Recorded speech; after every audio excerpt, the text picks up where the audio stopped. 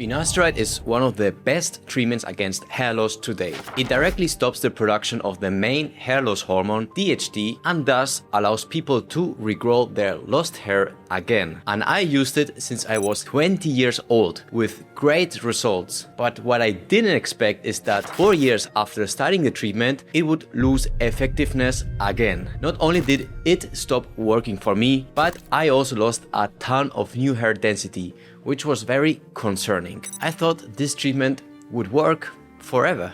Today I want to tell you the real reasons why finasteride stopped working for me and how I turned a really bad situation into an opportunity to get even better results with other treatments, all without a hair transplant. So let's go. As you may have seen in some of my other videos, my hair loss situation didn't just happen overnight. Heck, it didn't even happen when I was an adult.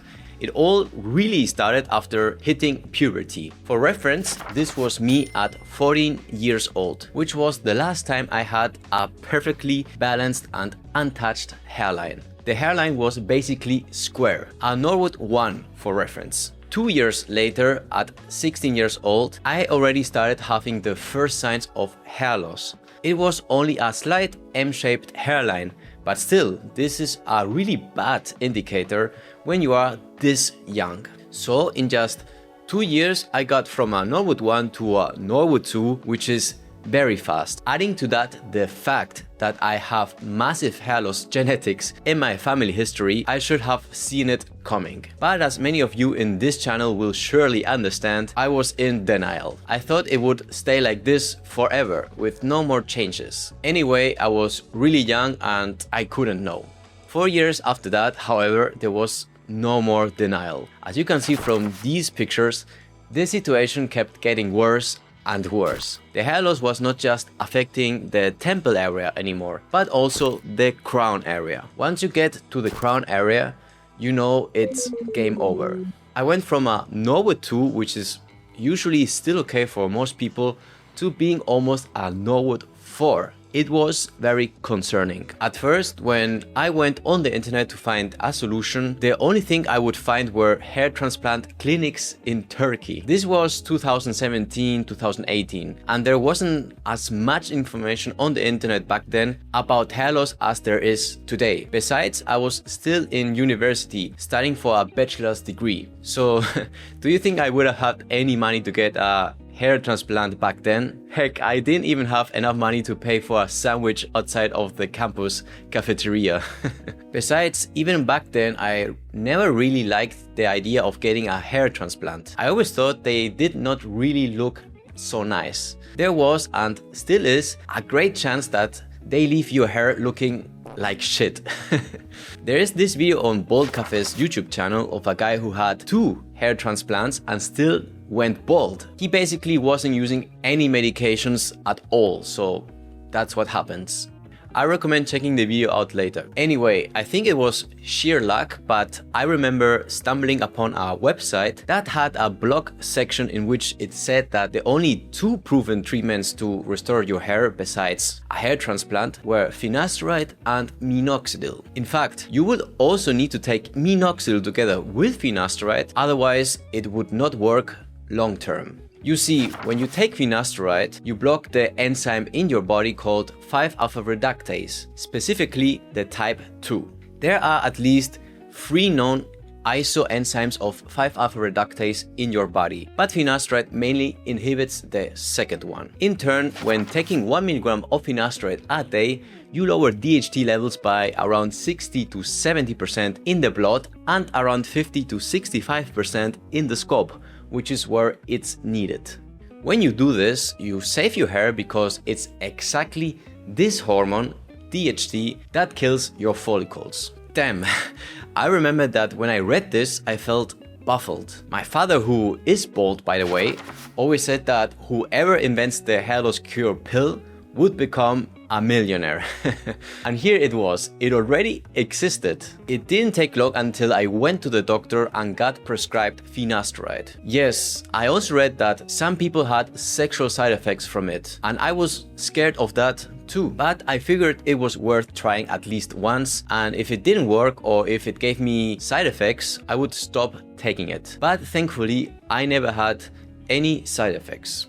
Anyway, this is me a couple of months after starting finasteride, 1 year after starting and 2 years after. As you can see, it did wonders. I was super happy and surprised how well it worked. Not only did it regrow my hair, but I also gained a bunch of new density and I got to wear my hair long, which was always a dream for me. Now, it wasn't all as quick as you may have seen in other posts online. In fact, while researching for this video, I stumbled upon a Reddit post of a guy who in just 3.5 months regrew all of his hair back. It took me 2 years to do that, and even then I still had hair loss in the temple area. I think the reason it works faster for some people than others depends on how fast you act. The other guy from the post had hair loss, but it was not as bad as mine when I started taking the pill. Now, remember how at the beginning of the video I told you that finasteride stopped working for me? Well, this is the part where that happens. Fast forward 2 more years, and one day while combing my hair, I noticed this huge gap here. My temple area was starting to recede again. Oh god, I thought, aren't these treatments supposed to work forever? I thought it might be some temporary shedding phase. Again, classic denial. I did nothing about it. I just kept taking my daily 1 mg finasteride pill. But the hair loss kept progressing further and further. At some point, I just couldn't deny it anymore. I thought I would go bald again if I did nothing about it. But why was I losing my hair again? I was genuinely confused because when you look at the clinical studies online, most of them showed that finasteride should at least maintain your hair for many years. Some studies even show people improving after 5 or 10 years. So what the hell was happening to me?